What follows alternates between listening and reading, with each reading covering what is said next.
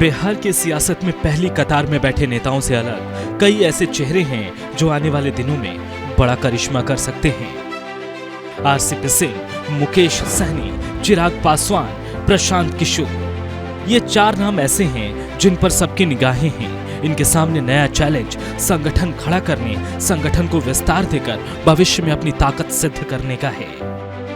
तेजस्वी यादव लालू प्रसाद यादव के बेटे हैं, लेकिन अब तेजस्वी अपने पिता की छवि से अलग पहचान बना चुके हैं। उन्हें दूसरी पीढ़ी का सबसे सफल राजनेता माना जाता है, लेकिन आरसीपी सिंह, मुकेश सहनी, चिराग पासवान और प्रशांत किशोर के लिए चुनौती बड़ी है। हालांकि इन पर राष्ट्रीय और क्षेत्रीय पार्टियों की नजर है। चलिए एक एक कर इनके सफर और भविष्य की संभावनाओं पर बात करते हैं। सबसे पहले बात आरसीपी सिंह की। आईएएस रहे आरसीपी सिंह जब नीतीश कुमार रेल मंत्री थे तब उनके ओएसडी थे। साथ रहते हुए उन्होंने नीतीश कुमार की पार्टी को आर्थिक और राजनीतिक रूप से ताकतवर बनाने में एक विश्वासी की भूमिका निभाई।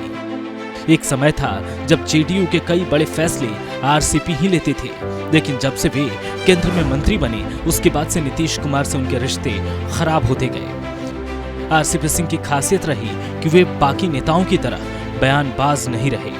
वे पर्दे के पीछे की राजनीति करते हैं। इस लिहाज से वे जेडीयू या नीतीश कुमार के बड़े राजदार में से एक हैं। लेकिन उनकी ही पार्टी जेडीयू ने उन पर गंभीर आरोप लगाए। 2012 से 2022 के बीच अकूत संपत्ति अर्जित करने का गंभीर इल्जाम लगा। अब आरसीपी सिंह के भविष्य की संभावनाओं पर बात करते हैं। इसकी संभावना सबसे ज्यादा है कि देर सवेर बीजेपी आरसीपी सिंह को अपनी पार्टी में शामिल करा सकती है। आरसीपी सिंह अगर अपना संगठन खड़ा करते हैं तो इस पर भी लोगों की नजर है कि वे किस तरह सामने आते हैं। आरसीपी शार्प नेता हैं, वे चुपचाप बैठने वालों में से नहीं हैं। उन्होंने अपने ऊपर लगाए गए आरोप का भी जवाब सामने आकर दिया। अब बात करते हैं लोजपा रामविलास के अध्यक्ष चिराग पासवान की। चिराग पासवान के पास रामविलास पासवान की विरासत है।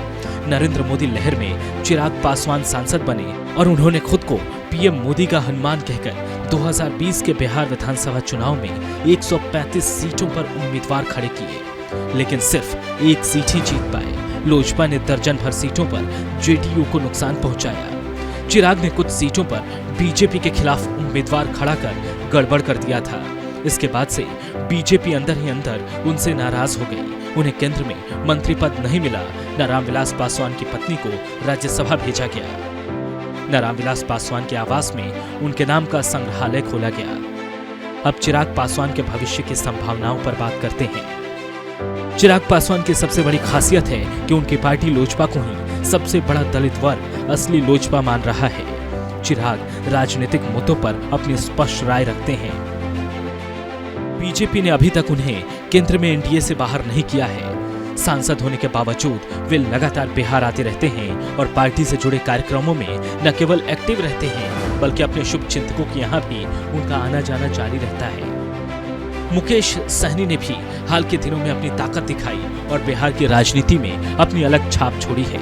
मुकेश सहनी ने एक साहसी नेता की छवि बिहार की राजनीति में बनाई। 2020 के बिहार विधानसभा चुनाव में उन्होंने नारा लगाया था कि माछ भात खाएंगे, तेजस्वी को जिताएंगे। लेकिन जब चुनाव में सीटों का बंटवारा करने का समय आया तो सहनी ने महागठबंधन का साथ छोड़ दिया। सहनी एनडीए का हिस्सा बन गए। उनकी पार्टी 4 सीटों पर जीती। सहनी एमएलसी बनाए गए और बिहार सरकार में मंत्री भी। लेकिन सहनी के 3 विधायक को बीजेपी ने अपनी पार्टी में शामिल करा लिया। संभावनाओं की बात करें तो मुकेश सहनी अपनी पार्टी वीआईपी को संगठन के रूप में मजबूत बनाने में लगे हैं। वे मछुआरों को अनुसूचित जाति का आरक्षण देने की मांग लगातार उठा रहे हैं। मछुआरों को एकजुट करने के लिए उनके पास ये सबसे बड़ा मुद्दा है।